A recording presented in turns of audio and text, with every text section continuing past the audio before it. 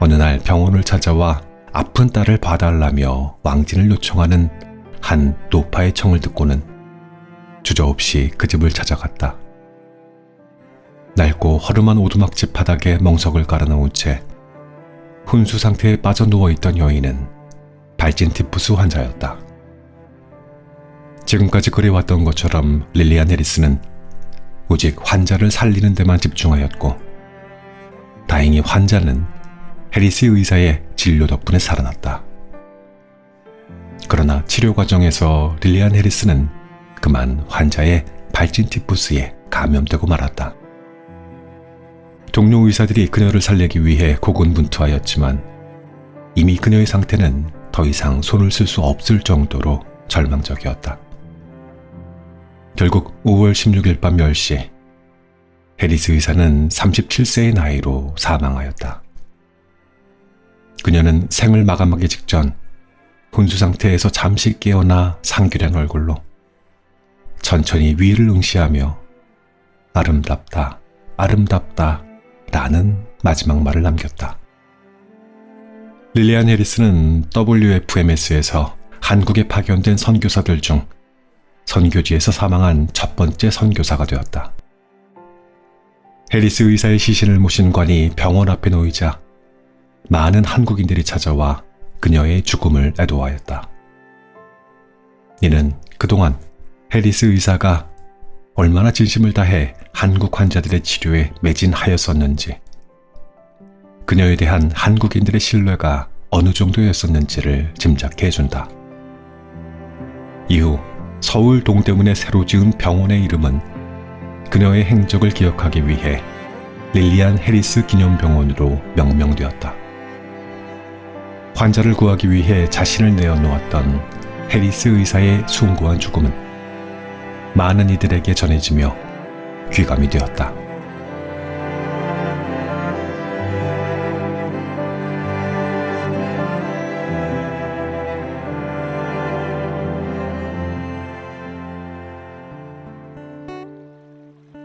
책 읽는 자작나무.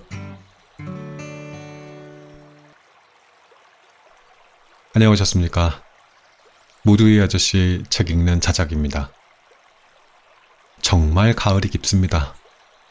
사랑하는 나무님들, 이 가을 잘 보내고 계십니까? 오늘은 조금 색다른 책 소개해 드릴까 합니다. 이화의료 이야기라는 책인데요. 보통 제가 이 자작나무 숲에서 많이 들려드렸던 심리학이나 철학, 문학의 영역이 많았는데 조금 넓혀서 역사가 전해주는 감동, 그 현실의 이야기로 다가가 보고자 합니다. 이화의료 이야기라는 책을 처음 접했을 때는요, 그냥 딱딱한 역사책인 것처럼 보여졌었는데 사실 그 안에는 130년 전 가난하고 낮은 자들을 위해서 찾아온 누군가가 꼭꼭 숨어 있었습니다. 이 책은 우리의 삶에 빛이 되어준 최초의 의료 선교사들인 WFMS로 시작되었다라고 소개를 시작하고 있는데, 그들의 온 삶을 모두 바쳐 증명한 뜨거운 사랑을 만나볼 수 있었습니다. 한 달간 배를 타야만 올 수 있었던 1890년대의 조선, 이 땅에서 빛이 되어준 그들의 이야기를 함께 만나보면 좋겠어요. 역사는요, 현재와 맞닿아 있는 것 같아요. 음각과 양각, 또 들숨과 날숨처럼 말입니다. 그래서 130년 전에 그들의 삶이 지금의 우리에게 이어져서 범속한 우리일지라도 그분들처럼 숭고한 삶을 살 수도 있지 않을까 하는 마음으로 이 책을 소개합니다. 실은 고백할 게 있습니다. 요즘 고백 자주 하네요, 제가. 서울 마곡에 위치한 이대 서울병원이 있습니다. 드라마 슬기로운 의사생활의 배경병원으로도 잘 알려져 있더라고요. 그곳에 동대문 병원 역사 라운지가 10월 31일에 개관이 되었어요. 라운지라는 말이 좀 익숙하지 않으실지 모르겠는데요. 그냥 작은 박물관이라고 생각하시면 됩니다. 역사 박물관이요. 저에게 아주 우연한 기회로 요청이 있어서 제가 그 공간에 목소리로 참여하게 됐습니다.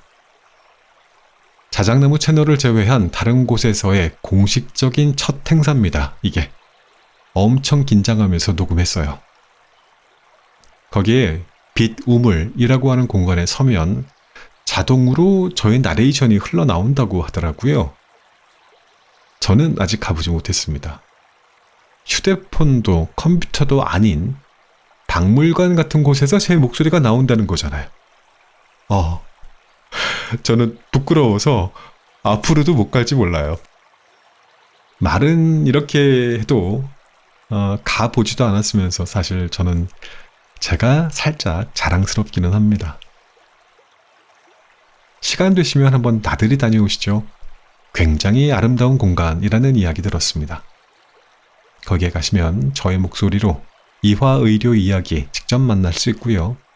또 친숙한 제 목소리 들으면서 나무님들도 저를 자랑스러워 해주시면 좋겠습니다. 듣다가 혹시 옆에 누가 서 있으면 쿡쿡 찔러서 이 사람을 제가 좀 잘 알아요 라는 말도 건네보시고, 또 조그맣게 나레이션이 책 읽는 자작나무다 라는 태그도 어디 있다고 하더라고요. 고정 댓글로 정확한 위치, 시간 정보 올려놓겠습니다. 다녀오시면 댓글로 저한테 자랑해주세요. 아셨죠? 저 엄청 궁금해요. 그럼 지금부터 자작나무 역사의 숲길을 같이 걷겠습니다. 오늘도 끝까지 함께 해주십시오.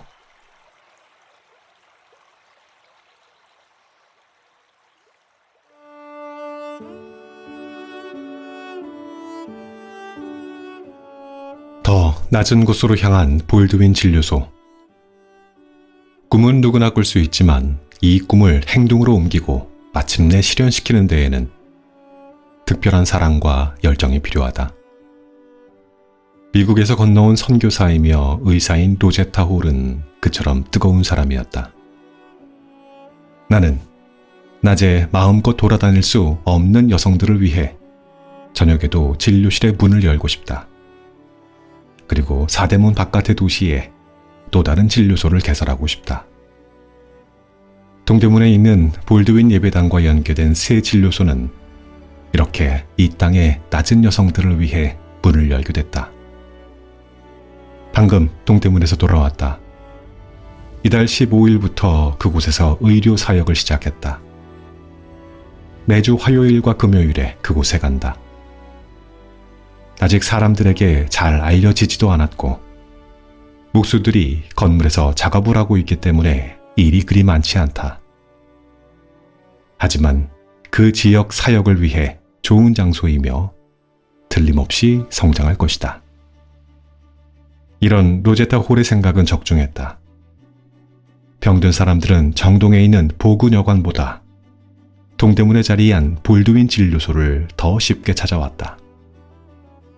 훗날 보근여관은 동대문에 새로 지은 릴리안 해리스 기념병원으로 통합되는데 그만큼 동대문의 입지는 진정 착한 사마리아 병원으로 적절했던 것이다.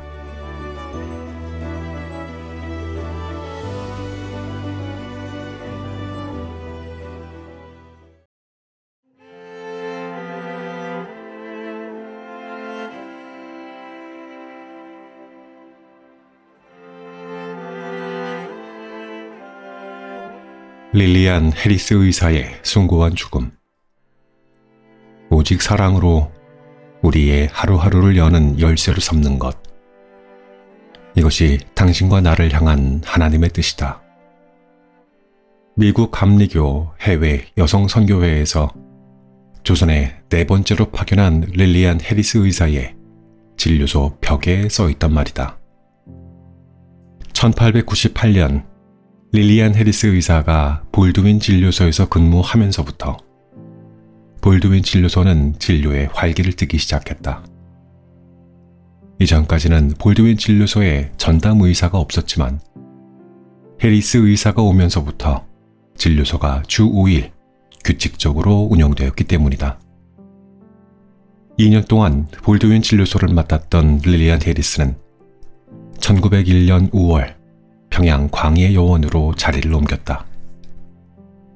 환자 진료에 열성을 다하며 평양에서 하루하루를 보내던 릴리안 해리스는 1902년 5월 초 어느 날 병원을 찾아와 아픈 딸을 봐달라며 왕진을 요청하는 한 노파의 청을 듣고는 주저없이 그 집을 찾아갔다.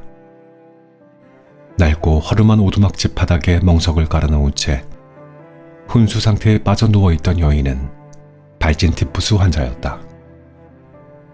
지금까지 그래왔던 것처럼 릴리안 해리스는 오직 환자를 살리는 데만 집중하였고, 다행히 환자는 해리스 의사의 진료 덕분에 살아났다. 그러나 치료 과정에서 릴리안 해리스는 그만 환자의 발진 티푸스에 감염되고 말았다. 동료 의사들이 그녀를 살리기 위해 고군분투하였지만 이미 그녀의 상태는 더 이상 손을 쓸 수 없을 정도로 절망적이었다. 결국 5월 16일 밤 10시 해리스 의사는 37세의 나이로 사망하였다. 그녀는 생을 마감하기 직전 혼수 상태에서 잠시 깨어나 상규된 얼굴로 천천히 위를 응시하며 아름답다, 아름답다 라는 마지막 말을 남겼다. 릴리안 해리스는 WFMS에서 한국에 파견된 선교사들 중 선교지에서 사망한 첫 번째 선교사가 되었다. 해리스 의사의 시신을 모신 관이 병원 앞에 놓이자 많은 한국인들이 찾아와 그녀의 죽음을 애도하였다. 이는 그동안 해리스 의사가 얼마나 진심을 다해 한국 환자들의 치료에 매진하였었는지, 그녀에 대한 한국인들의 신뢰가 어느 정도였었는지를 짐작해 해준다.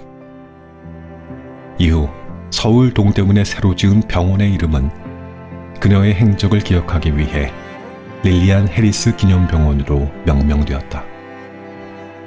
환자를 구하기 위해 자신을 내어놓았던 해리스 의사의 숭고한 죽음은 많은 이들에게 전해지며 귀감이 되었다.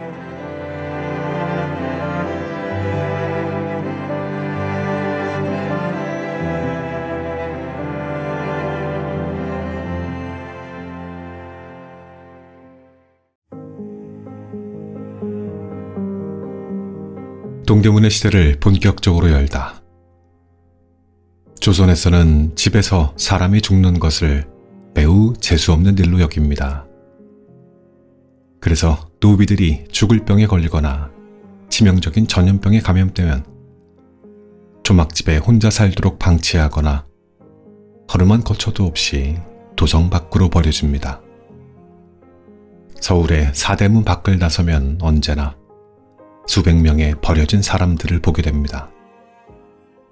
그들에게는 항상 의식주와 의료 혜택이 필요합니다. 가난하고 병든 이들을 외면할 수 없었던 에마 언스버그 의사의 바람대로 1908년 릴리안 해리스 기념병원이 공사에 들어가 1912년에 완성됐다. 릴리안 해리스 기념병원은 100여 년 전 의료기관이라는 게 믿기지 않을 정도로 체계적이었다. 내부는 일반 병동, 외국인 병동, 이동 병동, 약제실, 진료 및 치료실, 회복실, 세탁실 등으로 나뉘어져 있을 정도였다. 첫 원장을 맡은 메리 스튜어트는 1912년 이 같은 기록을 남겼다. 내가 한국에 온 첫 1년간은 공부와 병원 완공에 더 많은 시간을 쓸 수 있도록 병원 일을 시작하지 않는 것이 좋겠다고 생각했습니다. 그러나 아픈 환자들을 보고 돕지 않을 의사는 없지 않겠습니까? 동대문 교회의 많은 신도들 중에는 병에 걸려 도와달라고 하는 이들이 항상 있습니다. 그들을 위해 아무것도 하지 않는 것은 일할 시간을 내는 것보다 더 어렵습니다. 병든 이들을 외면할 수 없었던 메리 스튜어트 원장은 1시간에 20명도 넘는 외래 환자를 14시간 이상 진료했다. 잠시 틈이 나면 회계 처리 등 병원 운영 업무에도 애를 썼다. 그리고 시간은 하나님의 선물이라는 기도와 함께 감사하는 마음으로 하루를 마무리했다. 이 병원을 사람들이 쉽게 알아볼 수 있었던 것은 단지 언덕 위에 위치하고 있어서만은 아니었다. 늦은 밤까지도 전등이 꺼지지 않기로 유명한 이 병원은 가난하고 아픈 이들에게는 그 불빛과도 같은 희망이었다.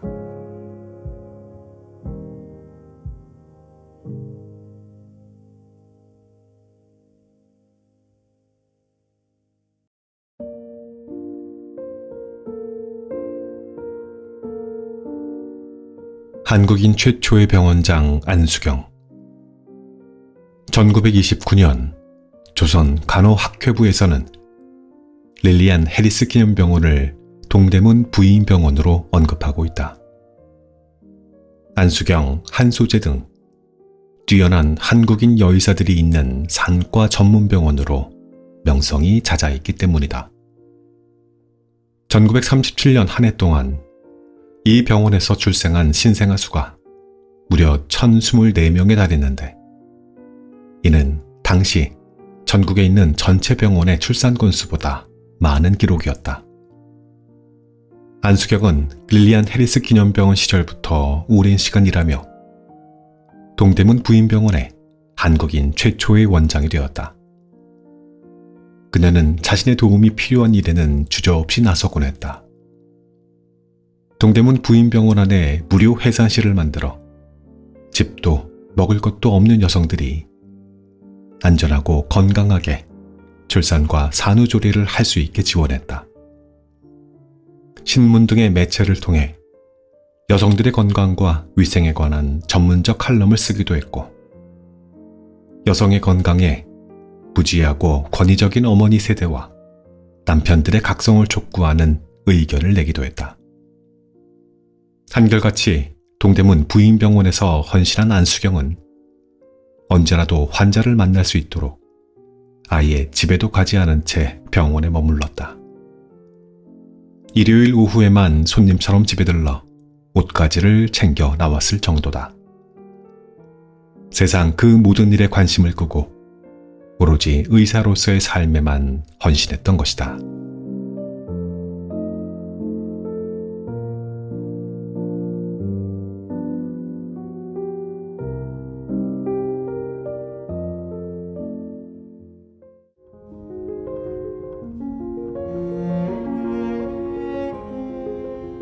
마음이 따뜻한 참의사 현덕신. 1920년대 동대문 부인병원에서 소아과 의사로 일했던 현덕신은 이화학당 중등과를 졸업한 후 로제타 홀의 권유로 일본 동경여자 의학전문학교의 유학가, 초창기 한국인 졸업생이 되었다. 경제적 어려움, 문화적 차이 등 유학생활이 녹록지 않았지만 현덕신은 한 발 더 나아가 조선의 독립을 염두에 두었다. 계몽 강연 등을 하며 일본 유학생들에게 독립운동에 대한 활력을 불어넣었다. 이후 동대문 병원에 근무할 때에는 근우의 설립에 참여해 항일 구국운동과 여성의 지위 향상 운동에 앞장섰다. 여성들에게 새로운 지식을 알려주고 나쁜 관습은 깨뜨리라고 독려했다. 특히 현덕씨는 가난해서 더 아플 수밖에 없는 아이들을 보며 가슴 아파했다. 단칸방에서 이불을 제대로 못 덮고 자는 탓에 감기에 걸리거나 돈 때문에 제때 병원에 못 가 큰 병에 걸린다면서 돈 있는 사람이나 없는 사람이나 평등하게 치료를 받을 수 있어야 한다고 주장했다. 그래서 동대문 부인병원이 가난하고 아픈 환자들에게 무료 진료를 해준다는 사실을 더 열심히 알렸다. 그녀의 묘비명에 새겨진 글은 참된 의사이며 아름다운 사람이었던 현덕신의 삶을 그대로 대변하고 있다. 여성을 위한 횃불, 한 지사의 슬기로운 아내, 한 아들의 알뜰한 어머니, 그리고 나라의 딸들을 길러 겸허한 삶을 다하였다.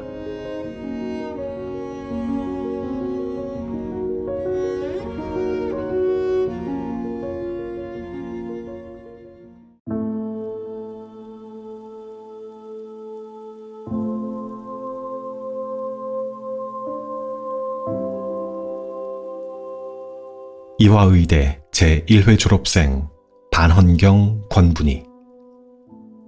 1945년 해방 후 이화여자대학교는 경성 여자전문학교라는 이름 대신 이화여자전문학교라는 본래의 이름을 되찾았다. 같은 해 10월 학제 개편으로 행림원 의학과가 창설돼 93명의 첫 입학생을 맞아들였다. 이는 한국 최초의 여성 의과대학 과정이라는 점에서 의미가 깊다. 12월 동대문 부인병원은 이화여자대학교 부속 동대문병원으로 다시 태어났다. 이에 본래의 사명인 기독교 정신에 입각해 의료봉사는 물론 의학생들의 임상교육까지 가능한 의과 연구기관으로 발전할 수 있게 되었다. 이렇게 배출된 의사들은 낮고 가난한 곳에서 소임을 다했다. 이화의대 제1회 졸업생 권분희 선생은 임상병리를 전공한 후 이화의대 부교수로 재직했다. 그녀 역시 사랑이 많은 의사였다. 구순 구개열 환자 2명의 수술비를 펀딩 기금 마련으로 지원했으며 자비를 들여 구순 구개열로 고통받는 베트남 어린이들에게 수술을 해주기도 했다. 이런 수술 봉사는 국내외에서 10년 이상이나 지속됐다. 역시 제1회 졸업생인 반헌경 박사는 이대 동대문병원의 안과 의사로 일하며 수많은 환자를 진료했고 병원을 찾기 어려운 사람들을 위해서는 수시로 순회 진료에 나섰다. 강릉 맹아학원에 고아 3명을 서울로 데려와 앞을 볼 수 있게 해주었고 강릉의 순회 진료에서는 19명의 무료 개안 수술을 진행했다. 감리교회 보건과 책임자로 봉사와 희생정신이 넘쳤던 반헌경 박사에게 무상진료는 지극히 당연한 소명이었다.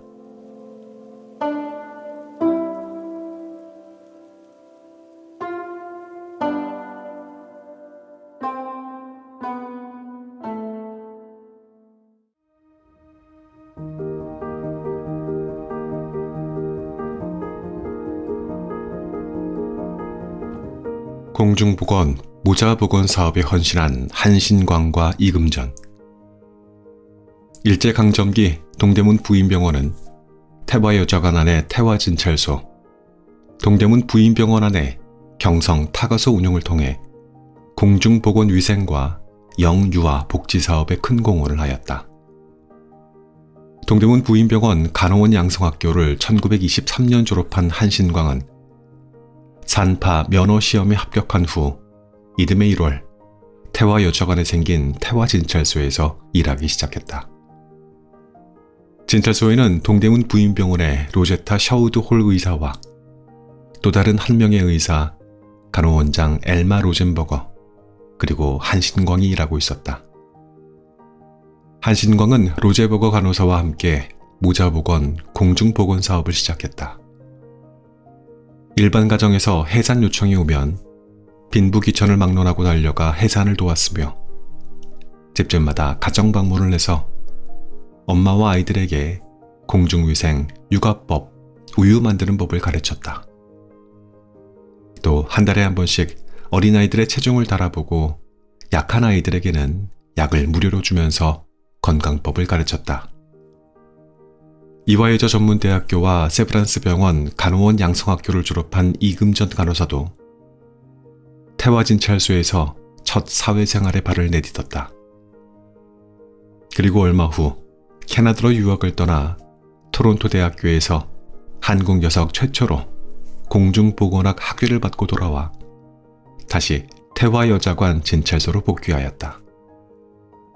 그리고 로젠버거 간호사와 함께 경성 타가소 건설을 주도하여 1936년 12월 문을 열었다. 당시 경성 타가소는 서울 유일의 타가소로 최신 설비를 갖추고 영유아의 위탁 보호와 주관 보호라는 신개념 사업으로 큰 주목을 받았다. 위생과 청결이라는 개념이 희박했던 시기, 한신광과 이금전의 활동은 올바른 육아법 보급과 정결한 육아 환경 조성 및 영유아 사망률 감소에 적지 않은 기여를 하였다.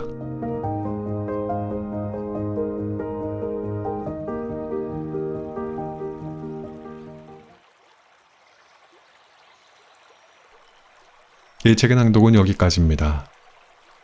저는 때때로 역사는 시간의 강을 따라 흘러가는 인류의 노래 같은 게 아닐까 생각해 봅니다.